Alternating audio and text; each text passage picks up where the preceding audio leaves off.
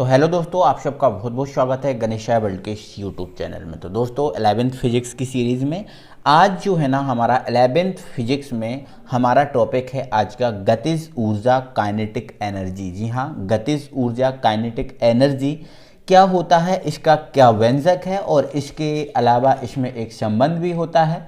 संवेग और जो गतिज ऊर्जा होती है वो उसमें संबंध, रिलेशन बिटवीन जो है ना काइनेटिक एनर्जी एंड मोमेंटम, ठीक है ना।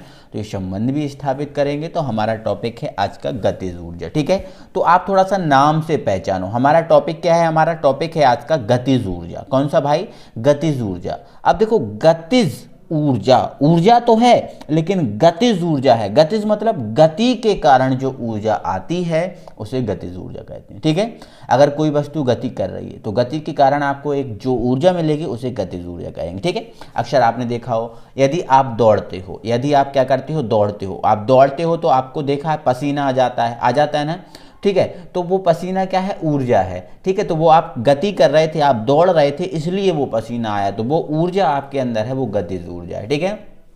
तो ध्यान रखना, किसी भी वस्तु में गति के कारण जो ऊर्जा आएगी वो गतिज ऊर्जा होगी, ठीक है। हम अगर दौड़ रहे हैं तो हमारे अंदर जो ऊर्जा आएगी वो गतिज ऊर्जा होगी, ठीक है। जैसे हम बॉल को फेंकते हैं तो बॉल गति करती है, तो उसमें कौन सी ऊर्जा आती है? गतिज ऊर्जा आती है, ठीक है। बंदूक से निकली हुई गोली, उसमें कौन सी ऊर्जा होती है? गतिज ऊर्जा होती है, ठीक है। तो गतिज ऊर्जा, ठीक है। तो गतिज ऊर्जा क्या है? तो किसी वस्तु में गति के कारण जो ऊर्जा उत्पन्न होती है उसे गतिज ऊर्जा कहते हैं। सिंपल बात है, ठीक है। आगे जो गतिज ऊर्जा है भाई, इस गतिज ऊर्जा को हम किससे व्यक्त करते हैं? के से व्यक्त करते हैं। गतिज ऊर्जा को हम किससे व्यक्त करते हैं? के से व्यक्त करते हैं, ठीक है ना। क्योंकि इंग्लिश में हम बोला जाता है इसको काइनेटिक एनर्जी, ठीक है। काइनेटिक एनर्जी, तो हम इसे के से व्यक्त करते हैं गतिज ऊर्जा को, ठीक है ना। सिंपल बात है, कोई दिक्कत नहीं है, ठीक है। अब आगे आपको ये समझना है, देखो गतिज कौन सी राशि है, गतिज ऊर्जा कौन सी राशि है। देखो भाई, ऊर्जा हमने पढ़ा ना, ऊर्जा अदिश राशि, ऊर्जा अदिश राशि है, तो गतिज ऊर्जा भी अदिश राशि होगी, ठीक है ना। ऊर्जा आपकी कोई सी भी हो, अदिश राशि है। और आपने एक चीज सीख के रखी है कि ऊर्जा के मात्रक वही होते हैं जो कार्य के होते हैं, ठीक है। मात्रक वही होते हैं, विमी सूत्र वही होते हैं। तो ऊर्जा का मात्रक और विमी सूत्र कार्य के समान ही होगा, ये अदिश राशि है, ठीक है। अब तो ये हो गया। अब हमें क्या करना है? एक सूत्र की स्थापना करना है।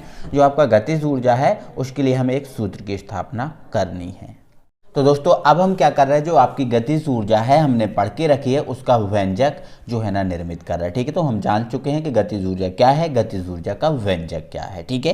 तो गतिज ऊर्जा को हम कैसे व्यक्त करते हैं, ठीक है, हमें ये पता है। गतिज ऊर्जा गति के कारण उत्पन्न होती है, ठीक है, ये जान चुके हैं। तो इसमें हमने दोस्तों आगे क्या माना है, तो हम ये मान के चल रहे हैं कि दोस्तों हमारे पास एक कैपिटल एम या स्मॉल एम, ठीक है, हमारे पास ये स्मॉल एम द्रव्यमान की क्या है? एक वस्तु है। और ये जो वस्तु मान ले रहे हैं हम, जो प्रारंभिक वेग भी से गति कर रही है, ठीक है। जब ये वस्तु गति कर रही है, ठीक है, तो हमने क्या किया, इस वस्तु जो गति कर रही है ना, इस वस्तु पर हमने क्या किया, गति के विपरीत, देखो ये वस्तु यहाँ की ओर गति कर रही है, तो हमने क्या किया, इस वस्तु में, ठीक है, गति के विपरीत दिशा में, ये देखो गति, एक वस्तु यहाँ की ओर गति कर रही है, तो हमने इसकी क्या कहा, विपरीत दिशा में, ये विपरीत दिशा में हमने इस वस्तु पर एक बाह्य बल लगाया, ठीक है। वस्तु पर क्या लगाया? बाह्य बल लगाया, जिससे ये वस्तु है ना यहाँ अपनी मूल स्थिति से एस विस्थापन करते हुए ये वस्तु क्या होती है? रुक जाती है। एस विस्थापन करते हुए ये वस्तु क्या होती है? रुक जाती है। देखो हम व्यंजक निर्मित कर रहे हैं ना इसका, तो हमें कुछ ना कुछ तो करना पड़ेगा, ठीक है। तो मान लेते हैं स्मॉल एम द्रव्यमान की वस्तु है जो प्रारंभिक वेग v से गतिमान है। अब इस वस्तु पर हम क्या है, वेग जो गति है, गति की विपरीत दिशा में, ये गति यहाँ की ओर कर रही है, हमने विपरीत दिशा में यहाँ पर एक क्या लगा दिया? बल लगा दिया, जिससे वस्तु एस विस्थापन करते हुए क्या हो गई? रुक गई। जब एस विस्थापन करती हुई वस्तु रुक गई तो इसका अंतिम वेग तो हमें मिलेगा ही नहीं, वस्तु का फिर हमें अंतिम वेग नहीं मिलेगा, क्योंकि हमने प्रारंभिक वेग से तो चलाया वस्तु को और फिर हमने क्या किया, बल लगा के वस्तु को रोक दिया, तो अंतिम विस्थापन हमें नहीं मिलेगा, ठीक है। तो माना स्मॉल एम द्रव्यमान की वस्तु प्रारंभिक वेग v से गति कर रही है, ठीक है। तथा वस्तु पर गति के विपरीत दिशा में, जहाँ की ओर वस्तु गति कर रही है उसके विपरीत दिशा में एक बाह्य बल F लगा दिया जाता है, जिससे वस्तु S विस्थापन करके, ठीक है, S विस्थापन तय करके रुक जाती है। ठीक है ना। तो चलो अब हम आगे बढ़ाते हैं चीज़ों को और आपको दिखाते हैं, समझते हैं। ठीक है। तो अब ठीक है, न्यूटन की गति के द्वितीय नियम से, अब न्यूटन की गति के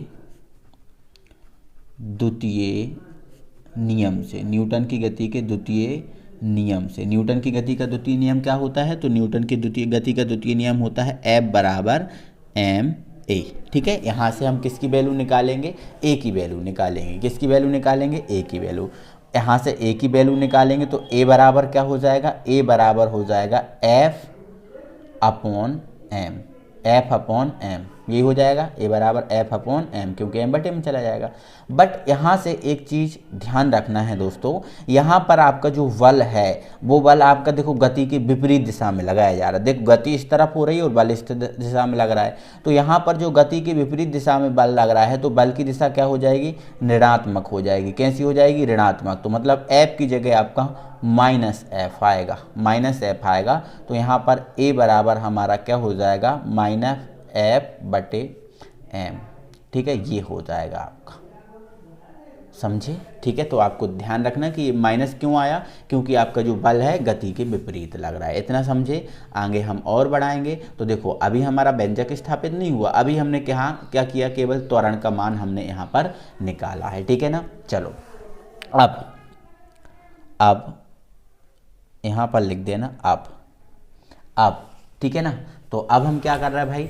अब हम क्या कर रहे हैं मेरे भाई? यहाँ पर आपने पढ़ा होगा न्यूटन की गति का तृतीय नियम, न्यूटन की गति का तृतीय नियम। ठीक है। अब गति के तृतीय नियम से, तो तृतीय नियम क्या होता है आपका? v² बराबर u² प्लस 2as होता है ना। तो अब देखो v² क्या है? अंतिम वेग। कौन सा वेग है? अंतिम वेग। और अंतिम वेग आपको मिला नहीं, क्यों? क्योंकि वस्तु को आपने v वेग से तो चलाया, यहाँ पर आप देख सकते हो वस्तु को आपने v वेग से तो चलाया, v वेग से वस्तु को चलाया तो, लेकिन बल लगा के क्या किया? वस्तु को रोक दिया। बल लगा के जब वस्तु को रोक दिया तो अंतिम वेग आपको मिला नहीं, तो अंतिम वेग आपका क्या हो जाएगा? शून्य हो जाएगा। अंतिम वेग आपका क्या हो जाएगा? शून्य हो जाएगा। तो यहाँ पर आपका शून्य हो जाएगा, क्योंकि v आपका क्या है? अंतिम वेग, और u आपका प्रारंभिक वेग है। तो प्रारंभिक वेग आपने क्या माना? v, तो ये v²।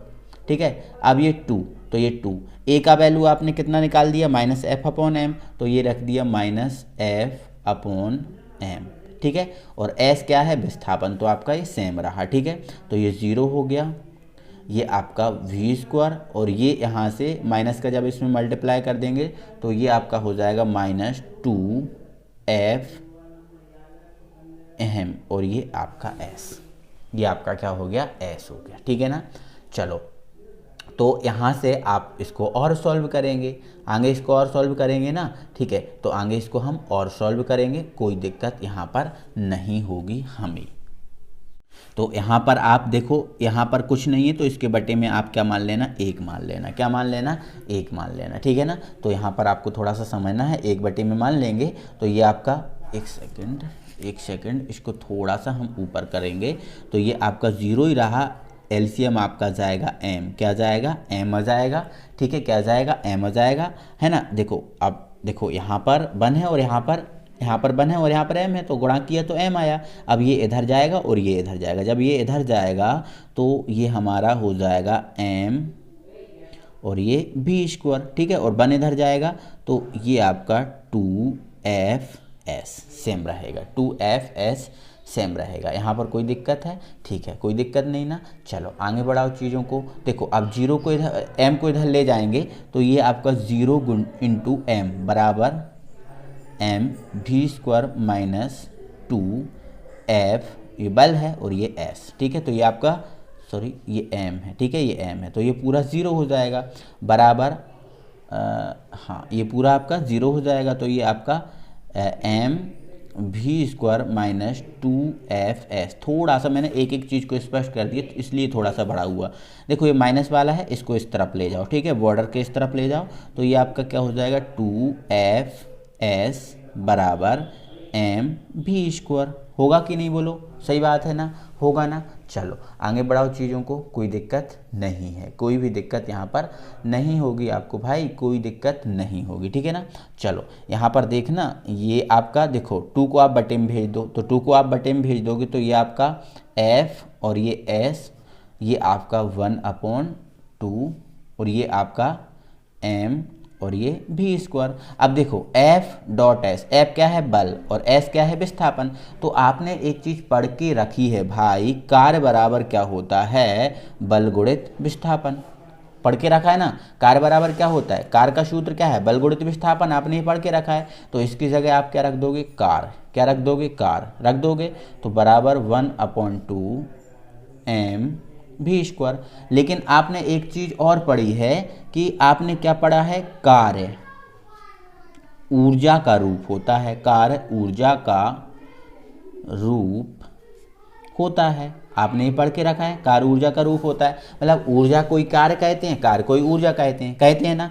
तो यहाँ से आपका क्या होगा, W बराबर क्या हो जाएगा, E हो जाए, सॉरी W बराबर क्या हो जाएगा, K हो जाएगा, क्योंकि आप गतिज ऊर्जा निकाल रहे हैं ना। तो W बराबर क्या हो जाएगा, कार्य कोई ऊर्जा, ऊर्जा कोई कार्य कहते हैं, तो W बराबर K। तो W की जगह आप क्या रख दोगे, K रख दोगे, तो K रख दोगे तो 1/2 mv²। ठीक है, तो ये आपकी गतिज ऊर्जा का सूत्र निकल के आ गया।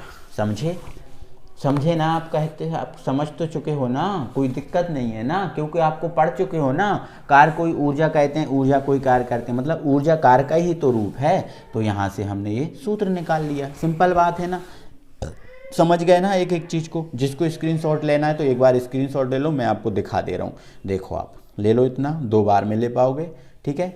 इसके बाद आप ये ले लो, ठीक है ना। चलो इसके बाद आप ये ले लो, ठीक है ना। तो इस टाइप से आप स्क्रीनशॉट ले लो, कंप्लीट कर लो, ठीक है ना। तो समझ गए ना, तो एक गतिज ऊर्जा थी और गतिज ऊर्जा का व्यंजक, ठीक है। चलो एक चीज़ और आप नोट लगा के लिखो, गतिज ऊर्जा हमेशा धनात्मक होती है, ठीक है ना। जो आपकी गतिज ऊर्जा निकली है ना, ये गतिज ऊर्जा कभी आपको ऋणात्मक नहीं मिलेगी, गतिज ऊर्जा कभी ऋणात्मक नहीं मिलेगी, गतिज ऊर्जा हमेशा धनात्मक ही मिलने वाली है। तो ये चीज़ आप नोट करके लिख लें, ठीक है, अपने नोट बना लें और लिख लें कि गतिज ऊर्जा हमेशा कैसी होती है, धनात्मक होती है, ठीक है। चलो ओके, चलो अच्छे से वीडियो अच्छे से समझ में आ गया ना मेरे भाई, अच्छे से आ गया ना। चलो एक बार लाइक करो वीडियो को, चैनल पे नए हो तो चैनल को सब्सक्राइब कर लो, ठीक है। चलो ओके।